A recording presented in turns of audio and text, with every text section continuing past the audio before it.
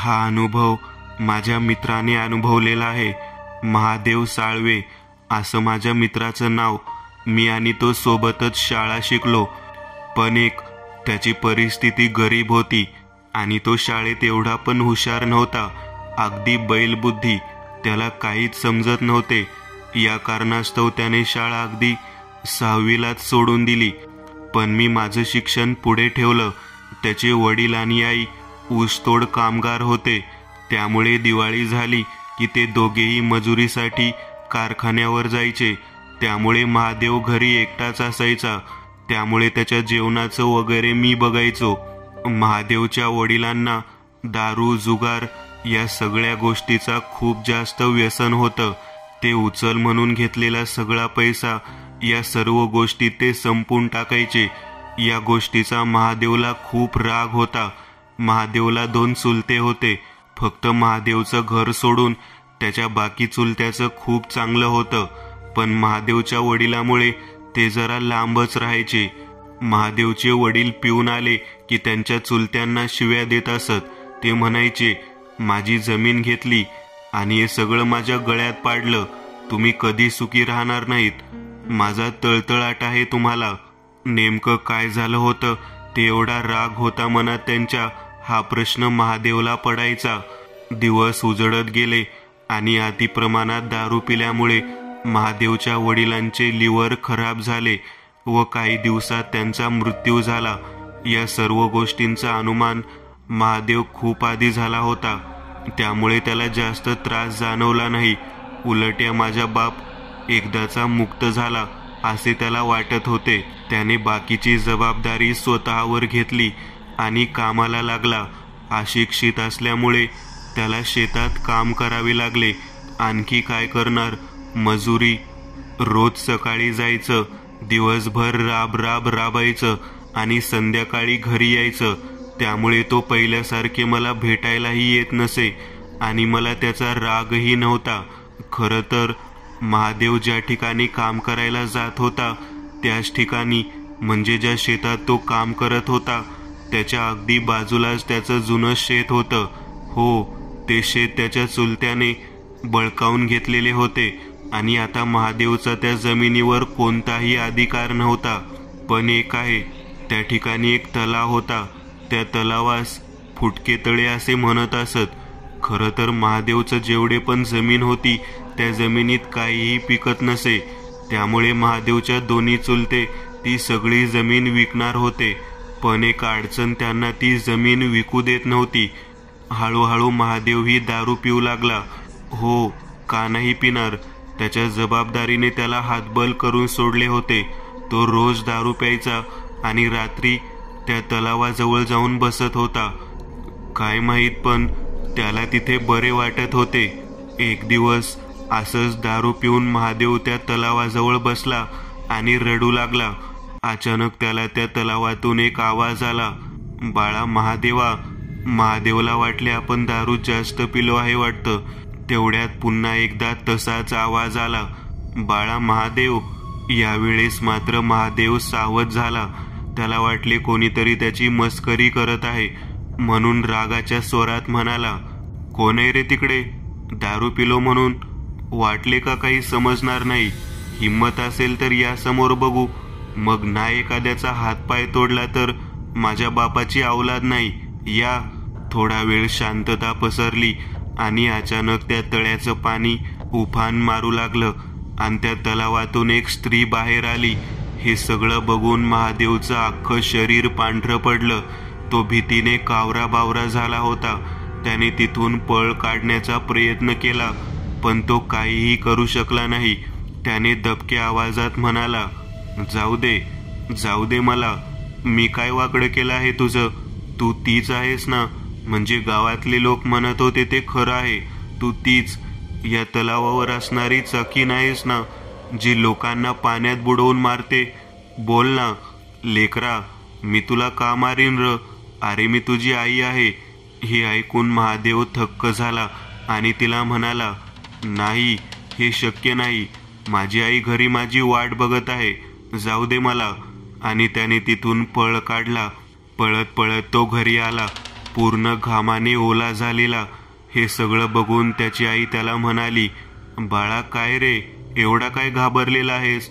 महादेव म्हणाला, काही नाही, जेवायला वाढ मला. त्याचा चेहरा बघून आई ओळखून घेतले आणि त्याला म्हणाली, तळ्यावर काही झाले आहे का? महादेव गप्प झाला. हे बघून त्याच्या आईने काय झाले आहे हे ओळखून घेतले. ती त्याला काही बोलली नाही, आत गेली आणि जेवण घेऊन आली. महादेव जेवायला बसला, पण जेवण त्याला कसले गोड लागते. त्याच्या मनात एकच प्रश्न फिरत होता, ती कसं काय म्हणाली की मी तुझी आई आहे? त्याने त्याच्या दुसऱ्या आईला प्रश्न केला, तू माझी सख्खी आई आहेस ना? मला माफ कर, पण खरं सांग. हे ऐकून त्याची दुसरी आई शांत झाली. हे बघून महादेवने ओळखून घेतले, पण त्याला सत्य काय आहे हे जाणून घ्यायचे होते. म्हणून तो तसाच जेवत्या ताटावरनं उठला आणि परत त्या तळ्यावर गेला. महादेव म्हणाला, मला बोलायचं आहे तुझ्याशी. घरी मला हे तर कळले की माझी आई तू आहेस. कुठे आहेस? बाहेर ये. परत तसंच पाण्याला उफान आला आणि ती बाहेर आली. ती म्हणाली, कळले तुला? अरे बाळा, मीच तुझी खरी आई आहे रे. मी कसं मान्य करू की तूच माझी आई आहेस? ती म्हणाली, तू प्रत्येक वेळीस इथे येऊन रात्री झोपतोस तेव्हा मीच तुझ्या सोबत असते. तुला गरमी होऊ लागली तर मी गार वाऱ्यांची झुळूक बनते. कोणतं जनावर तुझ्या जवळ सुद्धा येऊ देत नाही. तुला शांत झोप यावी हेच माझे प्रयत्न असतात. अजूनही तुला माझ्यावर शंका असेल तर घरी जा. तुझ्या बाबाची पेटी उघड आणि त्यात तुला पुरावा मिळेल. महादेव म्हणाला, ठीक आहे, बघेन मी. पण मला एक सांग, मला असं सोडून का गेलीस? का माझ्या जीवनात एवढे काटे रोवलेस? आज मला या सगळ्या प्रश्नाचे उत्तर हवं आहे आणि तुला सांगावं लागेल मला. बाळा, याच्यासाठीच मी आले आहे. आता ती वेळ आली आहे. आणि ती सांगू लागली, हे घडायच्या आधी आपलं सगळं खूप चांगलं होतं. गावात कोणी आपली बरोबरी करू शकत नव्हते. तुझ्या बाबांना या गावात खूप मान होता. सगळे त्यांना प्रेरणास्थान समजत होते, कारण त्यांनी एका खराब जमिनीला उपजाऊ बनवले होते. फक्त शेती करून त्यांनी एवढे पैसे कमावले होते की त्याचा हिशोबच नसायचा. त्यांना पहिलं कुठलेही व्यसन नसायचे. त्यावेळी तुझे दोन्ही चुलत्यांचं लग्न झाले होते, पण ते दोघेही बेरोजगार होते. तुझ्या बाबांनी लग्न करून मला या घरात आणले. असेच दिवस उलटत गेले. नंतर तुझा जन्म झाला. सगळं ठीक चालू होतं, पण मला हे कळलं नाही की तुझ्या एका चुलत्याची नजर चांगली नव्हती. तो सारखा माझ्यावर नजर ठेवत असायचा. एक दिवशी तुझा बाबा बाहेर गेला होता. तुला घरी सोडून मी शेतात गेले होते. सोबत तो पण आला, म्हणजे तुझा चुलता. एक मोका बघून त्याने माझ्यावर जबरदस्ती केली. मी खूप प्रयत्न करून त्याच्यापासून सुटका केली आणि घरी आले. पण त्याने शेतात जे बोलला होता ते माझ्या डोक्यात सारखे येत होते. तो बोलला की इथून पुढे तुझं जीवन नरक नाही केलं तर माझं नाव बदलून ठेवेल मी. आणि त्याने कट रचायला सुरुवात केली. तुझे बाबा सारखेच बाहेर जात असायचे. तो मला रोज सतवायचा, काही ना काही छेड काढायचा. मी तुझ्या बाबांना सांगितले तर तुझे बाबा पण माझ्यावर एवढा विश्वास करत नसायचे आणि याचा तो फायदा घेत असायचा. पुढे असंच चालू राहिले आणि काही दिवसांनी मी गरोदर राहिले. पण गावातल्या लोकांनी अशी अफवा पसरवली की बाप तर जास्त घरी नसतो, मग हे बीज कोणाचं आहे? खरं अशी अफवा तुझ्या चुलत्याने फसवलेली होती. त्याच्या काही लोकांना असं करायला सांगितलं होतं त्याने. हळूहळू ही अफवा पूर्ण गावभर पसरली. लोक माझ्याविषयी जे नाही ते अनुमान लावू लागले. तुझ्या बाबाचा राजकीय कारकिर्दीवरही याचे परिणाम झाले. हे त्यांना सहन झाले नाही. ते मला सारखं टाकून बोलू लागले. हो, त्यांच्यात परिवर्तन झालं होतं. मी कसं तरी हिम्मत करून त्यांना सगळं सांगण्याचा प्रयत्न केला, पण त्यांनी माझं काही ऐकलं नाही. ते फक्त मला एवढंच म्हणाले, हे लेकरू पाडून टाक, मला नको आहे हे. मी त्यांची समजूत काढत त्यांना म्हणाले, नाही, हे तुमचं आहे. लोकांच्या बोलण्यावर लक्ष देऊ नका, ऐका माझं. हे सगळं तुमच्या भावाचं कट आहे. त्याला माझ्यासोबत शारीरिक संबंध करायचा होता. त्याने यासाठी सगळे प्रयत्न केले होते. मी नकार दिला म्हणून त्याने असा कट रचला आहे. हे ऐकून तुझ्या बाबांना एवढा राग आला, त्यांनी रागाच्या भरात मला एक जोरात लाथ मारली. माझ्या भावावर संशय घेतीस? माझा भाऊ असं कधीच करू शकत नाही. निघ माझ्या घरातून. आणि त्यांनी मला घराच्या बाहेर हाकलून दिले. हो, एक आईने असं काही स्वतःच्या मुलाला सांगू नये, हे बरोबर आहे, पण हे गरजेचं आहे. महादेव म्हणाला. मग पुढे काय झालं? एवढ्या रात्रीचं पोटात लेकरू घेऊन मी या ठिकाणी आले. एवढ्या रात्री महादेवची पहिली आई पोटात 7 महिन्याचं बाळ घेऊन त्यांच्या रानात म्हणजे त्या तळ्यावर आली होती. तो एक तलाव होता, म्हणजे शेततळे. ग्रामीण भागात त्याचा वापर पाणी साठ्यासाठी मोठ्या प्रमाणात होतो आणि महादेवच्या वडिलांनीच हा तलाव बांधला होता. पण तलाव निर्मितीच्या वेळी कारागिरांच्या चुकीमुळे तलावाचा एक भाग कमकुवत झाला होता. त्यामुळे प्रत्येक पावसाळ्यात त्या भागातून पाणी बाहेर येत होते. म्हणून त्या तलावास ग्रामीण भागातील लोक फुटकं तळं असे म्हणत असत. याचा काही त्रास नव्हता, फक्त पावसाळ्यात हे पाणी बाहेर निघत असे. आणि या प्रसंगामुळे हा तलाव अख्ख्या तालुक्यातील प्रसिद्ध झाला होता. महादेवची आई म्हणाली, मी या तलावावर आले तेवढ्यात तुझ्या बाबांना मी इकडे आली आहे असे कळले. ते सर्व परिवार घेऊन या तलावावर आले आणि मला अडवण्याचा प्रयत्न करत होते. महादेवचे बाबा सारखं म्हणत, चल घरी, आधीच माझी एवढी नाचक्की केलीस, आता पूर्ण आयुष्य उद्ध्वस्त करणार आहेस का? चल म्हणतो ना. मी कमरेला एक दगड बांधला होता आणि पूर्ण अंगावर पेट्रोल टाकून घेतले होते.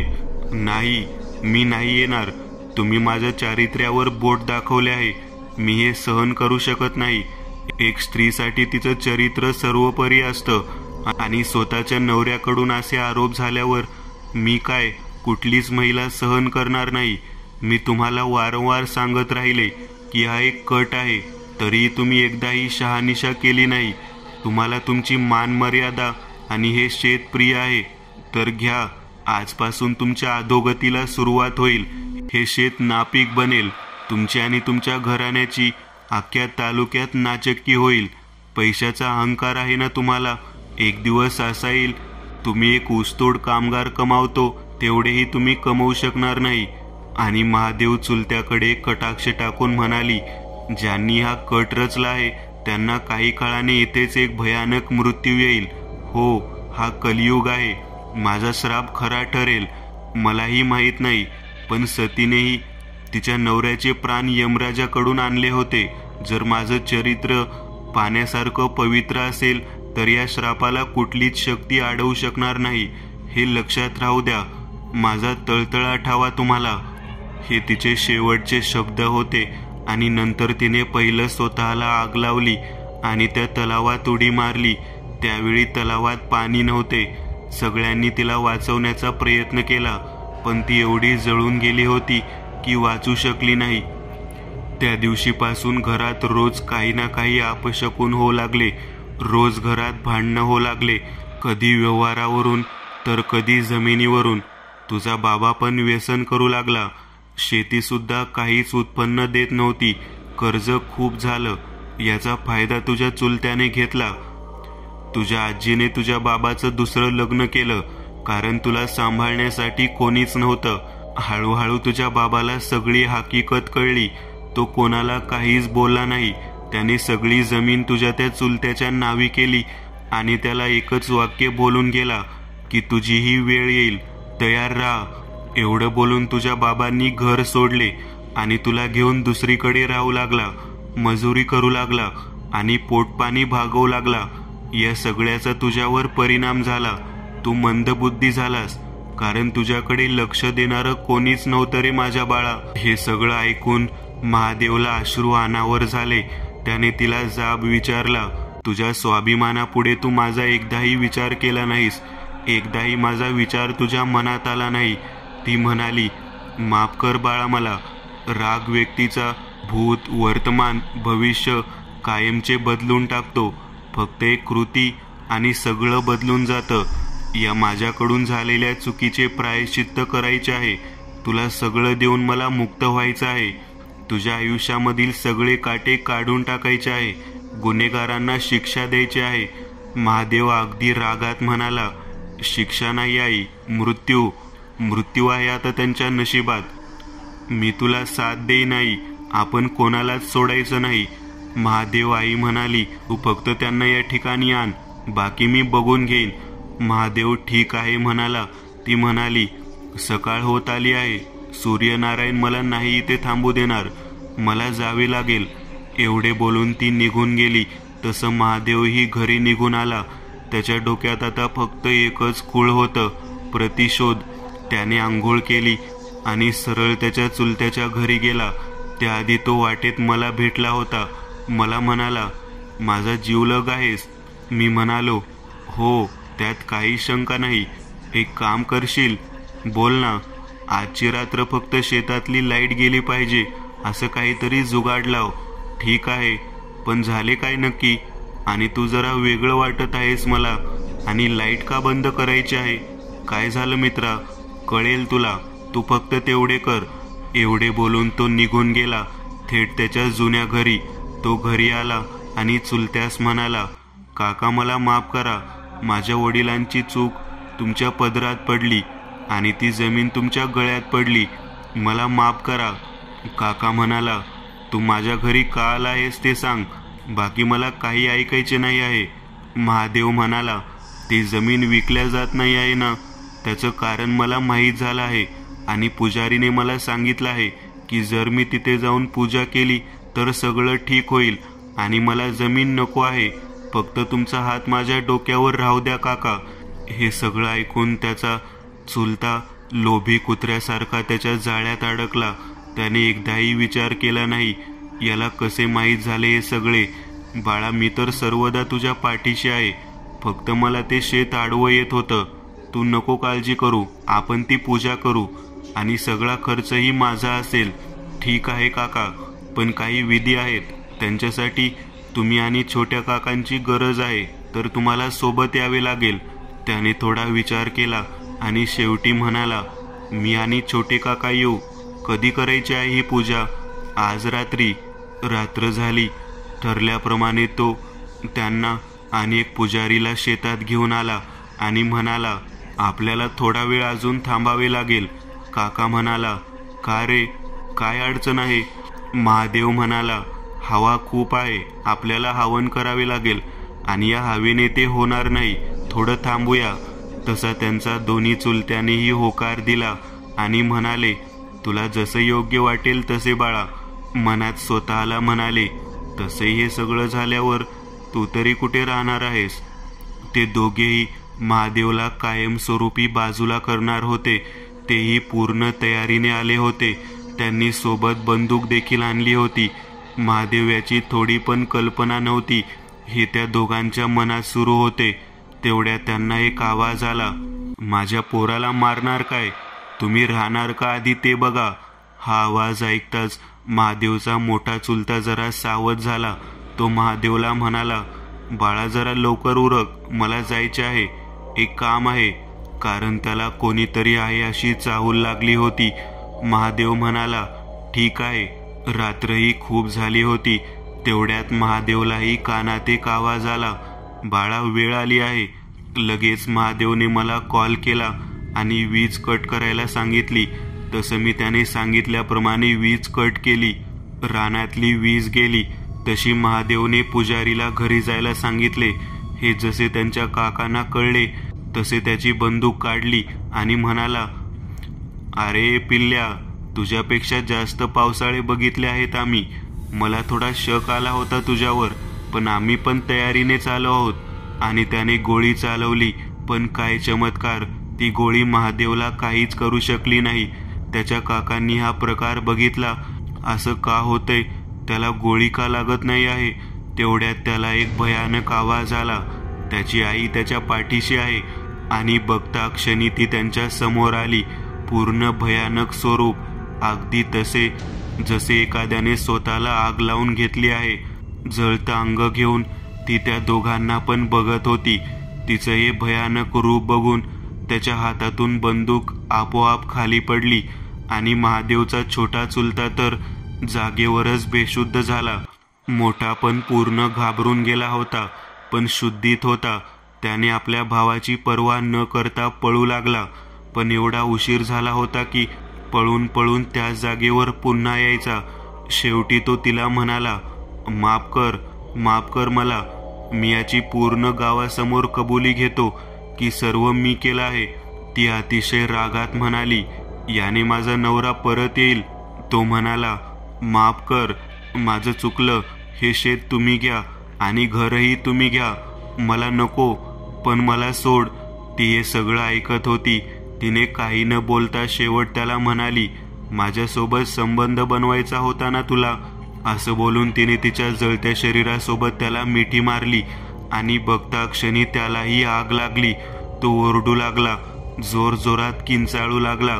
तिने त्याला तसंच त्या तलावात घेऊन गेली आणि त्याचा शेवट केला. छोटा बेशुद्ध होता. त्यालाही बेशुद्ध अवस्थेत महादेवने गोळी झाडली आणि त्यालाही त्या तलावात फेकून दिले. हा थरार थोड्या वेळाने थांबला. महादेवची आई त्याच्या समोर आली आणि म्हणाली, बाळा, आता माझी वेळ आली आहे. मला जावे लागेल.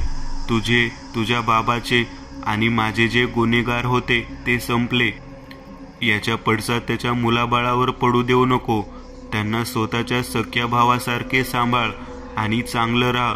महादेवला अश्रू अनावर झाले.